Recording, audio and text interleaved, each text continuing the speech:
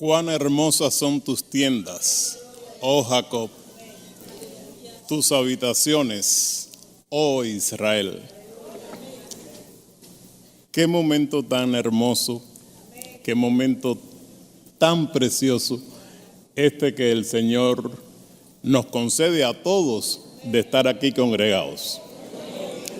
A mí en especial, yo entiendo que es un privilegio enorme que agradezco profundamente a Dios, a la dirección de la iglesia y a todos aquellos que de una u otra manera hicieron posible que estuviésemos aquí en este momento. A Dios sea la gloria. Yo no hubiese entendido inicialmente por qué tendría que predicar yo, siendo que hay tantos hermanos que son predicadores que me encanta escuchar. Pero ¿saben ustedes algo? Anoche, en la programación de anoche, yo tuve el testimonio de que Dios quería que yo predicara. Porque se tocaron temas que eran específicamente temas dentro del mensaje que Dios me había dado y por el cual había orado tanto. Y esta noche, pues, me sorprende de manera especial el título del programa, que es Escogidos para impactar al mundo. Y eso es lo que el Espíritu Santo de Dios quiere que nosotros hablemos en esta noche sobre este tema. El tema que yo voy a traerles en el nombre del Señor lleva por título Rompiendo nuestra inercia para conocer verdaderamente al Dios vivo. Rompiendo nuestra inercia para conocer verdaderamente al Dios vivo. No a un ídolo cualquiera que se han hecho los hombres por ahí, no importa que sean de plata o de oro, sabemos que aunque tienen boca, no hablan, y aunque tienen oídos, no oyen, y tienen manos, pero no palpan, dice la palabra. No así el Dios vivo, al que nosotros queremos conocer verdaderamente. En la geografía del mundo encontramos a más de 40 países que son los llamados países mediterráneos. No tienen acceso al mar. Es triste esto, ¿verdad? Son países que no tienen acceso al mar. Aquí en nuestra América tenemos a dos de esos países, que son Bolivia y Paraguay. Estos países están encerrados en sus fronteras por otros países y por lo tanto ellos mismos no pueden acceder al mar. Sin embargo, estábamos considerando si nosotros nos trasladáramos allá ahora, digamos a Bolivia, y nos fuéramos allá a las montañas más intrincadas y allá encontráramos a un anciano labriego y le preguntáramos, ¿tú conoces al mar? ¿Cuál creen ustedes que sería la respuesta? Sí. ¿Tú conoces al mar? ¿Usted conoce al mar? Le preguntaríamos al anciano y nos diríamos, sí, ¿cómo no? Claro que conozco al mar. Desde pequeño mi mamá me hablaba del mar. Desde pequeñito me hacían historias, el mar es un lugar precioso y el anciano se emocionaría recordando las historias que de pequeño le hacía su mamá o su abuelita. Las abuelitas les gusta hacer muchos cuentos, así que saben cómo sería esto. Sin embargo, eso es lo que ese anciano conocía del mar. Y ya sus días de morir están quizás próximos y lo único que ha conocido del mar en toda su vida es lo que le contaron sus padres, sus abuelos. Si bajáramos de la montaña y fuéramos a la ciudad y allí nos encontráramos, digamos, con una señora mucho más sofisticada a ella y le hiciéramos la misma pregunta, ¿usted conoce al mar? ¿Qué respondería? Sí, claro que sí, pero ¿cómo se te ocurre preguntarme una cosa tan sencilla como esta? Claro que conozco al mar. He visto cantidad de fotografías del mar. He visto documentales, he visto películas. Esta señora está mucho más documentada, pero eso es todo lo que conoce del mar y se siente feliz porque lo conoce, porque puede hablar con propiedad del conocimiento que tiene del océano. Si nos saliéramos de estos países mediterráneos y nos fuéramos a un país que sí tiene acceso al mar, que sí tiene sus playas, y allí le preguntáramos en una de esas playas a una pareja, ¿y ustedes conocen el mar? ¿Qué responderían? Pero claro, si estamos aquí, conocemos al mar cada mañana. Venimos y hacemos ejercicio en la playa, corremos al lado de las olas bañan nuestros pies y luego para concluir nos zambullimos en el mar, en el agua. Claro que conocemos el mar, lo hemos conocido desde niño y conocemos todos los aspectos. Sin embargo, yo les pregunto a ustedes, ¿creen ustedes que estas personas conocían el mar o conocen el mar? ¿Realmente creen que lo conocen ustedes? ¿No conocen el mar? Les han contado algunas cosas del mar. Han visto algunas fotos, algunos documentales y estos últimos, los más aventajados, incluso se han mojado en el mar, han entrado dentro del agua, dentro de la playa, con cuidado de no irse muy hondo, por si acaso. Pero eso es todo lo que conocen. Eso es todo lo que conocen del mar. Y se sienten felices. No están preocupados por nada.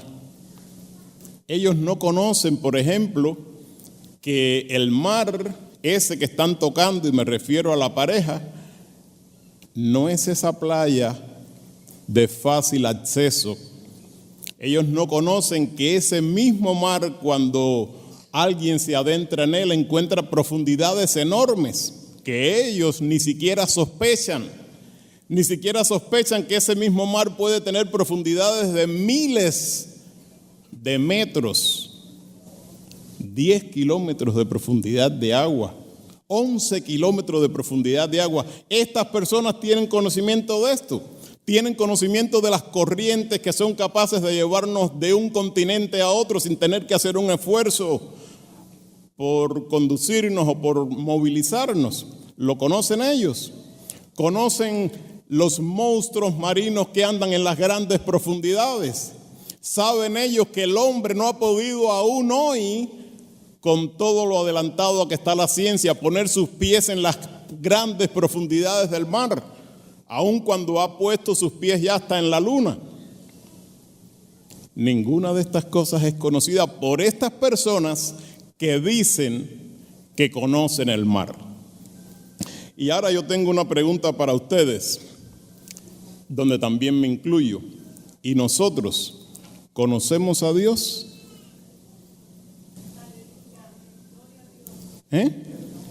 ¿Y nosotros conocemos a Dios?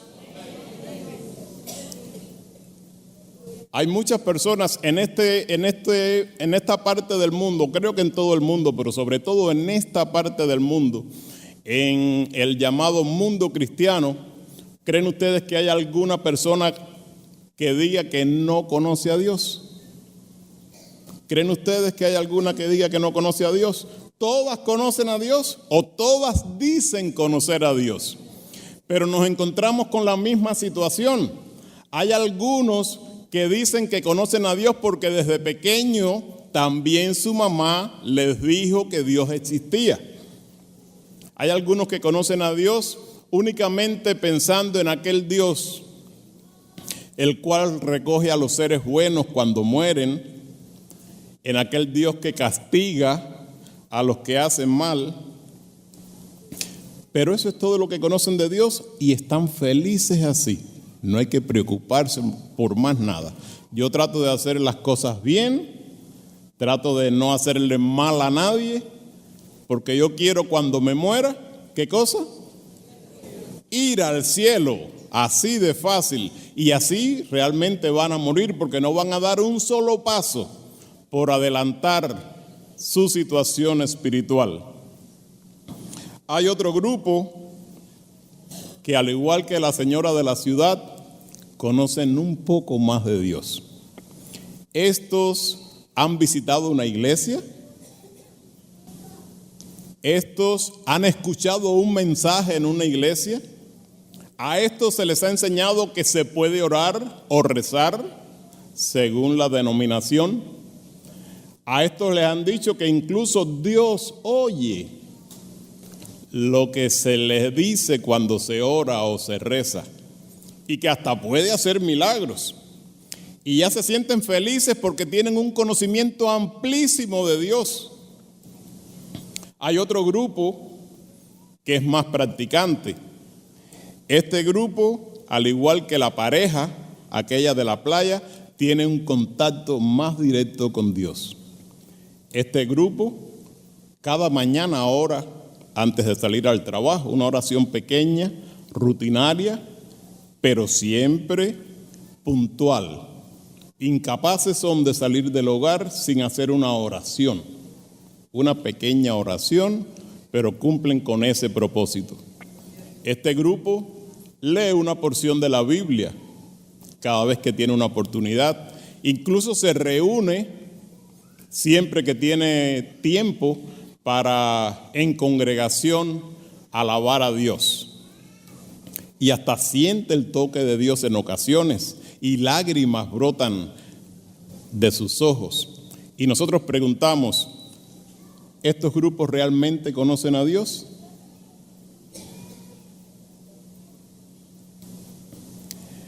El título que tenemos en esta noche, que ya hablamos de él, dice que debemos romper nuestra inercia para conocer verdaderamente al Dios vivo. ¿Y qué es la inercia? La inercia es una ley, como todos ustedes saben, que dice que es la facultad que tienen los cuerpos de mantenerse inertes, inamovibles. Si ponemos una silla ahí, esa silla va a estar ahí por el resto de su vida. Ella no se va a mover, no se va a ir a ningún otro lugar. Va a estar ahí hasta que alguien la mueva. Y así son los cuerpos. También esto dice la descripción de la palabra, que cuando un cuerpo está en movimiento, en la ingravidez, en el espacio donde no hay no hay nada que detenga al cuerpo, porque el cuerpo ya no pesa, no tiene nada que le haga resistencia, puede estar girando un cuerpo en el espacio hasta el infinito. Esa es la inercia, jamás se saldrá de ahí.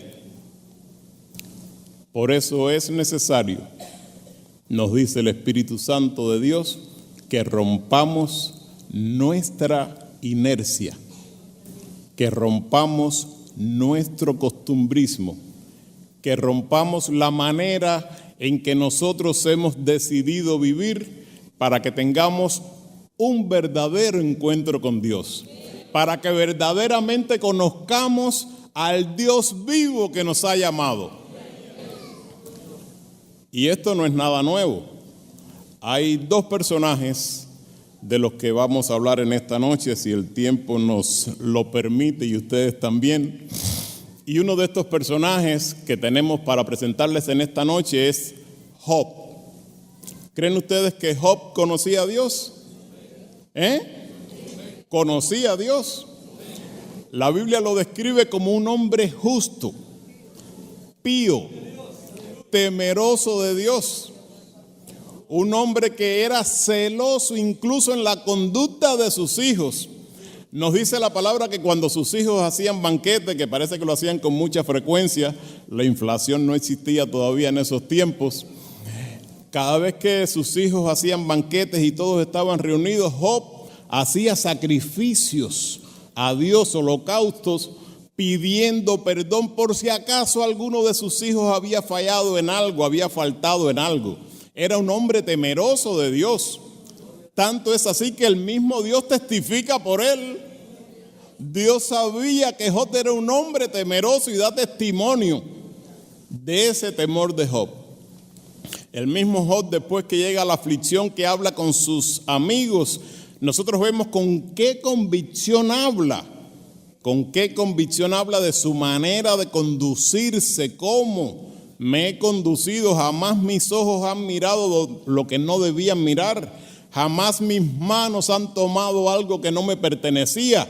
Siempre he tratado de ser íntegro. Si yo pudiera hablar con el Altísimo, yo podría exponer todos estos argumentos porque yo realmente he vivido de la mejor manera para Dios. Sin embargo, hermanos, qué cosa más linda encontramos nosotros cuando Job se encuentra realmente con el Dios vivo. Aleluya. Cuando Job se encuentra realmente con el Dios vivo y Dios le dice, tú querías conversar, conversemos, explícame, yo te voy a preguntar y tú me vas a responder. Y entonces Dios comienza a hablarle de los grandes misterios que está escondida en su grandeza, que es ilimitada. Dios comienza a dialogar con Job y le enseña tantas y tantas cosas que Job concluye diciendo, mi dedo pongo sobre mi boca. De oídas te había oído, aleluya. De oídas te había oído, pero ahora mis ojos te ven, porque él tuvo un encuentro con el Dios verdadero. Un encuentro real, cara a cara, porque Dios quiere lo mejor de nosotros. Yo he estado en estos días leyendo y considerando que si realmente Job era así de recto, ¿por qué Dios lo entregó en manos del enemigo para que lo zarandeara y para que lo atribulara de la manera tan terrible? ¿Y sabes qué? Yo he llegado a la conclusión que Dios permitió eso precisamente para que Job tuviera un encuentro verdadero con él. Porque no fue para castigarlo porque era recto en sus ojos, sino que Dios quería que él realmente conociera su grandeza, que realmente Job conociera que la bondad y la misericordia y el poder y la sabiduría y ciencia de Dios se iban muchísimo más allá de lo que él había concebido. Dios quiere lo mejor para su pueblo. Dios quiere lo mejor para los suyos. Dios se siente mal cuando nosotros no nos preocupamos por conocerles verdaderamente. Porque la gran meta que Cristo nos dejó, esa meta tan alta y tan difícil humanamente de alcanzar, dice, sed pues vosotros perfectos como vuestro Padre que está en los cielos es perfecto. ¿Y cómo yo voy a ser perfecto como Dios si yo no le conozco? ¿Cómo voy a actuar como Dios si yo no conozco cómo Dios actúa? ¿Cómo voy a pensar como Dios si yo no conozco los pensamientos del Altísimo? ¿Cómo voy a actuar como Él si no le conozco? Por eso es necesario, hermanos, que no nos acostumbremos al estado donde estamos. Que no nos acostumbremos a vivir ya cómodos, ya descuidados, porque conocimos al Señor, porque tuvimos un encuentro con el Señor, porque Dios perdonó nuestros pecados un día, porque Dios nos llenó incluso de Espíritu Santo un día. Ya no tenemos que esforzarnos más, ¿creen ustedes? No. Dios quiere que nuestra vida sea como la luz de la aurora, que va en aumento hasta que el día es perfecto. Dios quiere que su pueblo sea un pueblo que realmente impacte al mundo, como dice el programa que estamos teniendo en esta noche. Dios quiere una iglesia que impacte al mundo y no que la impacte con sus poderío económico, no que lo impacte quizás con su poderío académico, sino que lo impacte con Espíritu Santo y fuego, porque eso es lo que el Señor quiere de su pueblo. Eso es lo que el Señor demanda de cada uno de nosotros, que rompamos nuestra inercia y nos lancemos a buscar de Dios. Y cuando esto hacemos, Dios responde, porque sus promesas son fieles y verdaderas.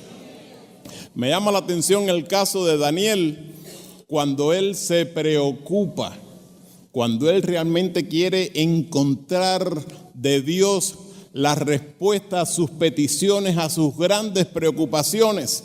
¿Qué dice la palabra que hizo? ¿Qué dice la palabra que hizo Daniel? Se apartó de las cosas que le llamaban la atención. No comió una comida exquisita, no bebió vino, se recogió y a su cámara secreta, me imagino yo, a pelear esas grandes batallas que, como dice el himno, esas grandes batallas que nosotros peleamos de rodillas en nuestra habitación. Y así, derramando su alma ante Dios, inmediatamente del trono celestial salió la respuesta para Daniel. Y sus inquietudes fueron satisfechas. Y sus problemas que lo tenían desvelado en las noches fueron resueltos. Porque él encontró la manera de tener un encuentro, de conocer a ese Dios vivo que vive y reina para siempre jamás. El otro ejemplo de que quería hablarles era el ejemplo de Saulo de Tarso. ¿Creen ustedes que Saulo de Tarso conocía a Dios? ¿No? ¿Quién dijo no? ¿Saulo de Tarso conocía a Dios o no? ¿Qué dicen ustedes que son lectores de la palabra? Saulo de Tarso conocía a Dios. Fíjense ustedes lo que dice él mismo para que no seamos nosotros los que hablamos por él. Dice Saulo de Tarso,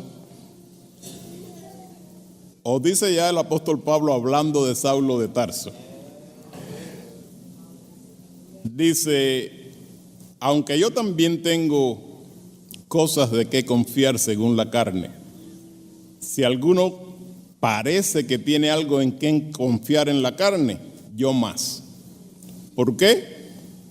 Porque fui circuncidado al 8º día, soy del linaje de Israel, del pueblo escogido por Dios, de la tribu de Benjamín, hebreo de hebreos, y en cuanto a la ley, fariseo, en cuanto al celo, perseguidor de la iglesia, y en cuanto a la justicia que es según la ley, irreprensible. Y dice en otra ocasión, yo fui criado a los pies de Gamaliel. Y sabemos por la palabra que Gamaliel era un hombre virtuoso, temeroso de Dios. Porque cuando sus compañeros tomaron a los apóstoles para azotarles y para prohibirles que hablaran en el nombre del Señor, ¿qué les dice Gamaliel? Cuidado con lo que ustedes van a hacer con estos hombres, porque si el ministerio de ellos es un ministerio de los hombres, se va a destruir. Pero si es ministerio de Dios, van a estar ustedes metiéndose en gran problema. Quiere decir que Gamaliel era un hombre temeroso de Dios y este fue maestro de Saulo de Tarso. Saulo de Tarso vivía así su vida. Realmente sabemos que era temeroso porque aunque perseguía a los cristianos, como él mismo confiesa, lo hacía en ignorancia, lo hacía por celo, creyendo que aquellos no eran más que unos impostores que se estaban tratando de adueñar de títulos que no le correspondían, que eran seguidor de uno que incluso se había hecho pasar por hijo de Dios, un impostor, un blasfemo. Entonces, Saulo de Tarso podía haber vivido toda su vida en esa inercia girando en la ley, en los cumplimientos de aquellas cuestiones que la ley establecían, persiguiendo, tratando de hacer lo mejor a Dios, hasta que un día esa inercia se rompió. Un día tiene él un verdadero encuentro con el Dios vivo. Y ese Dios, ese encuentro con Jesús en el camino a Damasco, cambió la vida de este hombre completamente. Aquel hombre que solamente conocía a Dios y que creía estar cumpliendo con él, es enviado como un instrumento especial a predicar el evangelio de Dios a los gentiles. ¿Y qué clase de hombre, en qué clase de hombre se convierte Saulo de Tarso? En el gran apóstol de los gentiles, que fue capaz de convertir a multitudes, que fue capaz de, por Espíritu Santo, realizar milagros que aún hoy nos llaman la atención y nos llevan, nos inspiran a buscar de Dios para llegar a ser hombres y mujeres de esta naturaleza. Porque cuando rompemos nuestra inercia y nos lanzamos con necesidad a esa búsqueda de Dios, Dios cumple su promesa. Dice la Escritura, que fue leída y tomada como base para el mensaje de la noche, y estas señales seguirán a los que creyeren. En mi nombre echarán fuera demonios, hablarán nuevas lenguas, quitarán serpientes, y si bebieren cosa mortífera, no les dañará. Sobre los enfermos pondrán sus manos y sanarán. ¿Son las promesas de Dios fieles y verdaderas o no? Nosotros no somos también de esos que hemos seguido el evangelio que el Señor vino a predicar. No es para nosotros esta promesa. Y entonces, ¿por qué no se cumple con abundancia en medio del pueblo de Dios?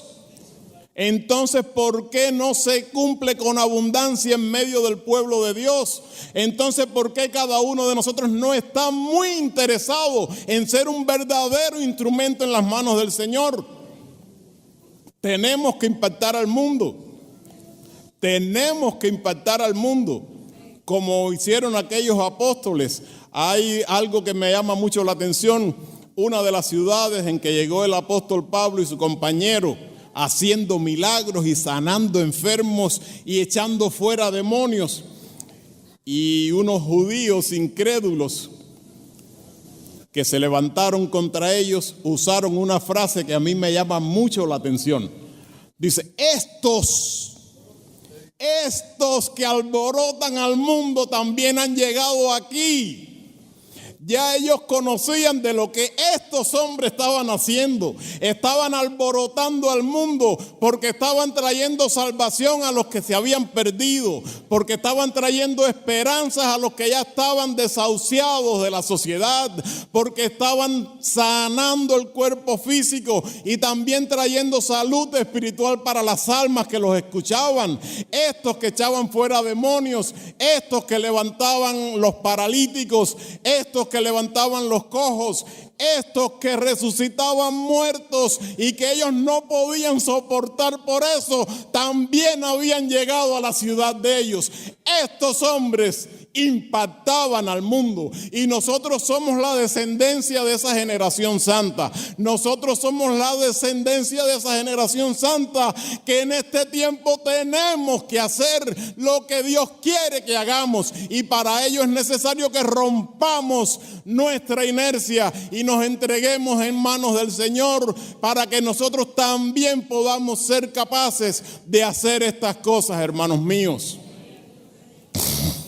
Anoche yo escuchaba al apóstol cuando hablaba de convertir a los Estados Unidos al Señor.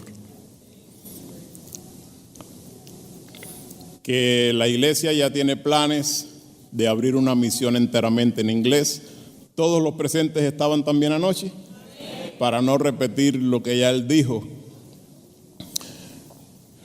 Y él estaba hablando de eso y yo me sentí emocionado, pero a su vez me puse a pensar en las grandísimas, con G mayúscula, limitaciones que nuestra iglesia tiene como institución para una empresa de ese tamaño.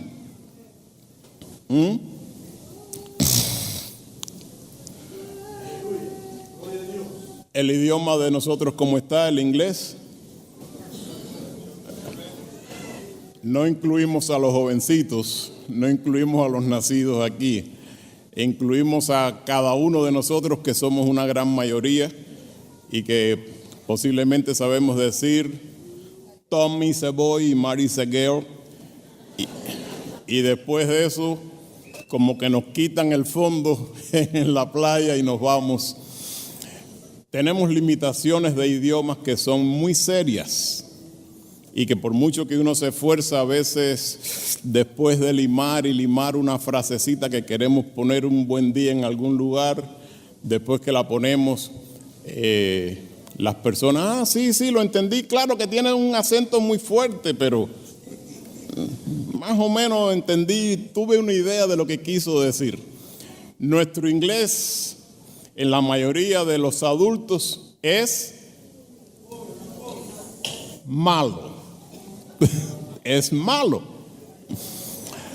El problema cultural nuestro es difícil de acoplar con la cultura de este país. ¿No es así?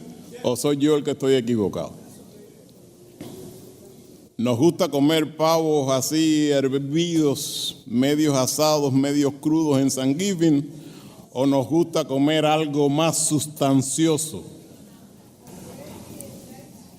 Nos gusta el pay de calabaza sin azúcar, extrañito, Nos gustan esas cosas de verdad. Son cositas. Nos gusta más, diríamos los cubanos, un arroz con gris, con un buen bistec grande y con papas fritas, unas buenas tortillas, dirían nuestros vecinos del sur, un buen taco, una buena gordita, con todo lo que lleva. Tenemos problemas culturales. Nos gusta levantarnos en las mañanas en nuestros países y abrir las ventanas y a cantar se ha dicho, y los que no conocen a Dios poner la radio, y los que lo conocen también.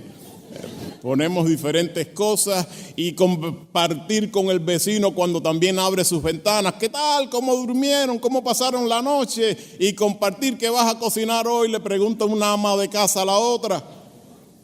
El americano vive dentro de sus puertas. Cuando nos encontramos con él casualmente en la mañana, nos dice, ¡hi!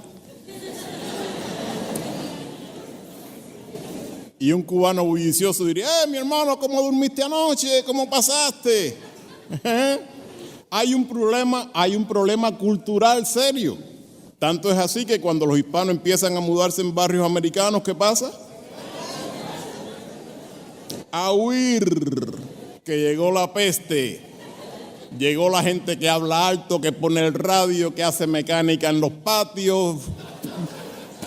Problemas. Entonces tenemos un problema cultural. Con esta situación, ¿cómo vamos a llegar nosotros a los nativos de este país? Llegamos por un lado y ellos se mudan por otro. O le hablamos en una manera que no nos entienden. Ok, you can go now.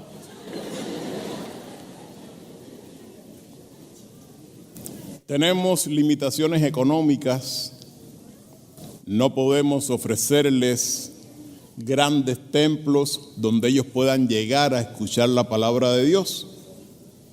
Nuestros medios económicos no son tan amplios para poner templos en todas o cada una de estas ciudades americanas, templos grandes y cómodos. Miren ustedes qué cosas más hermosas, con aires acondicionados, que son muy ricos ahora, pero que cuando llega el fin del mes son un problema. Entonces tenemos todas estas limitaciones. ¿Creen ustedes que es posible que podamos nosotros llegar a convertir a este país a Cristo? ¿Sí? Con todas estas limitaciones. Sí podemos, hermanos. Sí podemos, porque nosotros estamos llamados para asombrarlos. Y nosotros no podremos decirle un gran mensaje en su idioma. No podremos decirle un gran testimonio sin el acento ese hispano que nos persigue. Pero sí podemos sanar a sus enfermos. Sí podemos liberar de espíritus inmundos a sus endemoniados. Sí podemos resucitar a sus muertos para gloria de Dios. Y cuando estas cosas suceden, miles de almas se convierten al Señor. No nos importa el idioma que hable la persona. Lo que nos importa es que Dios se manifiesta de una manera incomprensible pero real. Y eso tiene que hacer el pueblo de Dios. Y uno solo de nosotros es capaz de convertir a miles, porque no es el hombre, no es la elocuencia del hombre, no es lo que el hombre pueda decir o hacer, es lo que el Espíritu Santo de Dios es capaz de hacer, hermanos. Y con esa certeza tenemos que echar afuera las limitaciones y creer que ese Dios que ha prometido que nosotros, los seguidores del Señor, vamos a hacer estas señales, confiados en esas promesas que son fieles y verdaderas, vamos a tratar de poner nuestra parte, nuestro grano de arena en convertir almas al Señor, como hizo aquel apóstol Pedro, que era un hombre que no tenía palabras, un pescador tosco, violento. Sin embargo, cuando conoce al Dios verdadero, con un discurso suyo una noche o un día, ¿cuántas almas convirtió el apóstol Pedro? 3,000, 5,000, un pescador que no sabía poner 4 palabras juntas. Entonces, ¿quién convirtió a esa gente? El Espíritu Santo de Dios que estaba en Pedro. El Espíritu Santo de Dios que se manifestaba en ese pescador de tal manera que podía decirle a un cojo: levántate en el nombre de Jesucristo, y el cojo saltaba. Y la gente que veía eso tenía que convertirse al Señor. Ese hombre pescador que era capaz de llegar a una muchacha que había muerto y decirle: Tabita, levántate, levántate, con certeza, con seguridad, sin dudas, levántate. Y la muchacha que estaba muerta abrió sus ojos y se levantó. ¿Qué ha pasado aquí? Aleluya. Y cuando estas cosas pasan, miles y miles se convertirán al Señor, porque repito, no es el hombre, es el Espíritu Santo el que está dispuesto a hacer la obra por medio de nosotros. Solo resta, hermanos míos, que realmente nosotros nos dispongamos a ser instrumentos en las manos del Señor, que cada uno de nosotros se disponga realmente a hacer la parte que le corresponde. Ojalá que en estas conferencias, al igual que en las conferencias pasadas, hubo un avivamiento tan palpable, tan lindo, tan hermoso. Yo he pensado, un avivamiento para los que estaban lejos. Aleluya. Hubo un avivamiento enorme para los que estaban lejos.